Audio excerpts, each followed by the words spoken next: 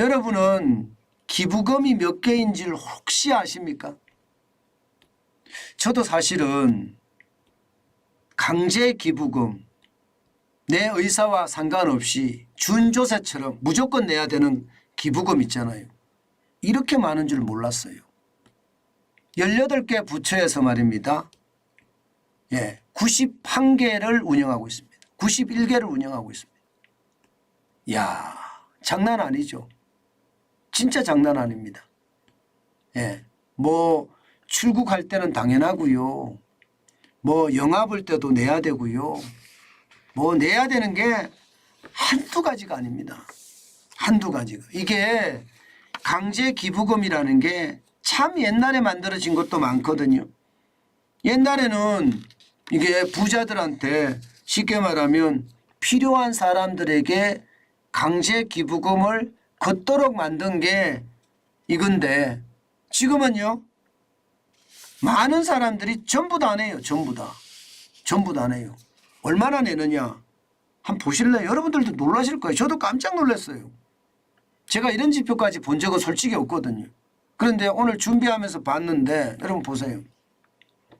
출국 시에 법정 부담금이 6만 1,000원을 냅니다.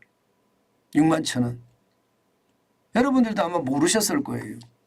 저도 사실은 몰랐어요. 뭐 6만 1,000원이라는 뭐냐? 일단 여권을 만들어야 됩니다. 여권을 만들어야 됩니다. 여권을 만들면요. 들어가는 돈이 이게 적지 않아요. 여권을 만들면요. 여권을 만들 때 그때부터 돈이 들어가기 시작합니다. 일반적으로 5만 원을 신용카드로 결제할 수 있잖아요. 여기에는요. 여러분 여권 수수료 35,000원. 여권 수수료가 35,000원이에요. 그 다음에 국제교류 기여금 15,000원입니다. 진짜 많죠. 또 있습니다. 출국장에 가면 또 냅니다. 출국장에. 관광진흥금 10,000원. 그리고 국제질병퇴치금 1,000원. 이걸 다 합치면 6만 1,000원입니다. 6만 1,000원. 진짜 웃기죠. 야, 이게 요즘같이 해외여행이 이렇게 자유롭고 요즘같이 말입니다. 여권을 만드는 게 뭐 일상화되어 있는 이 시기에 이게 모든 국민에게 준조세를 때리는 느낌이잖아요. 강제기부금이니까. 이거 없애면 안 될까요? 이거 없애면. 영화 볼 때도 여러분 입장가액의 3% 냅니다. 영화 볼 때도. 영화 볼 때 3% 낸다는 걸 모르는 사람도 있습니다. 영화산업발전기금이라는 거예요. 그게. 우리가 전기세 낼 때도 말입니다. 3.7%를 냅니다. 3.7%를. 그게 말입니다. 전력산업기반기금이라는 거예요. 그런데 여러분도 알다시피 전력산업기반기금은 가지고 뭘 했죠? 문재인 정부에서는요. 한전에너지공대 만들고 있죠.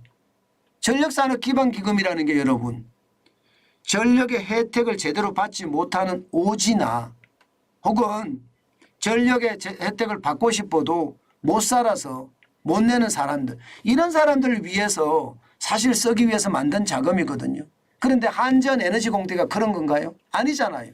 본래의 취지하고 완전히 다른 본래의 취지하고 완전히 다른 그런 것을 만들어내고 있는 것을 보면 안타깝게 그지없습니다. 없앨 건 없애야죠. 이제. 지금 얼마나 많이 받는지 한번 보실래요? 2002년에는요.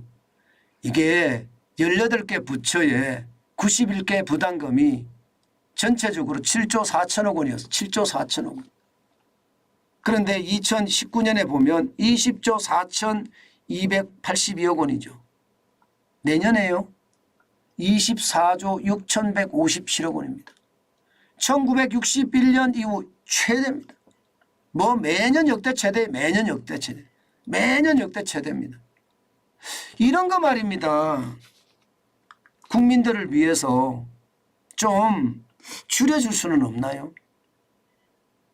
저는 이런 준조세 이런 앞서도 제가 말씀드렸다시피 91개 부담금 이거 다 쌓아놨을 텐데 아마 제가 알기는 문재인 정부에서 진짜 많이 털었었습니다. 전력산업 기반기금만 해도 엄청나게 털었었거든요. 매년 돈이 매달 돈이 들어오니까. 저는 국민이 나라에 조세 부담이 적어야 돼요. 우리나라는요. 눈에 보이는 국민 부담률 내지는 조세 부담률은 적은데요. 뭐 OECD 국가보다 적다고 해요. 그런데 이렇게 법정 부담금이라고 이야기하는 준조세 같은 것들 있잖아요. 너무 많습니다. 너무 많아요. 게다가 4대 보험까지 생각을 하면 진짜 국민은 죽어난다는 이야기가 틀린 이야기가 아니라니까요. 진짜 국민을 위한 정부, 그런 정부는 없나요? 저는 그런 정부가 빨리 탄생을 했으면 좋겠어요. 그래야지 대한민국이 좀 살만한 세상이 되지 않을까요? 국민을 위한 사람들이 많은 지도자들이 국민을 위한다고 이야기는 하지만 사실 그 지도자들의 면면을 보면요. 권력을 유지하기 위해서 국민을 이용하는 경우가 태반이고요. 또 선거 때만 국민을 위한다는 앵무새처럼 이게 선거가 끝나면요. 언제 내가 그랬냐는 듯이 뒤도 안 돌아봅니다. 오히려 지역 구민에게 군림하는 게 국회의원이에요. 실제로 여러분 국회의원의 권능을 보면요. 대한민국 1등이에요. 아니 세계 1등일 수도 있어요. 면책특권부터 시작해서요. 안 되는 일이 없습니다. 그 정도로 권력이 좋습니다. 그러니 전부 다 국회의원 되고자 난리를 치는 이유도 그 이유잖아요. 게다가 말입니다. 권력이 마치 전리품처럼 취급당하고 있는 요즘 안타깝게 그지없어요. 저는 대통령 직속위원회도 그렇고요. 이게 국민을 위하는 거 있잖아요. 밥값을 11억씩이나 써제끼고 문재인 정부나 윤석열 정부나 다른 점이 없는 그런 일들이 계속 벌어지고 있으면서 국가 지도자들은 국민을 위한 어떤 선택보다는 그들을 위한 선택을 더 많이 하는 것을 보고 있으면 참 안타깝다. 국민만 불쌍하다. 저는 그런 생각이 참 많이 듭니다. 제발 국가와 국민을 위한 지도자들의 활동 저는 기대해 봅니다. 또 절실하다고 생각합니다. 지금같이 이런 상황에서 말입니다. 절대적으로 말입니다. 국민의 건강을 위한 이 건강이라는 게 결국은 국민의 생명과 재산을 보호한다는 거거든요. 저는 그런 국가를 위한 지도자들의 활동 반드시 필요하다. 그렇게 생각해 봅니다.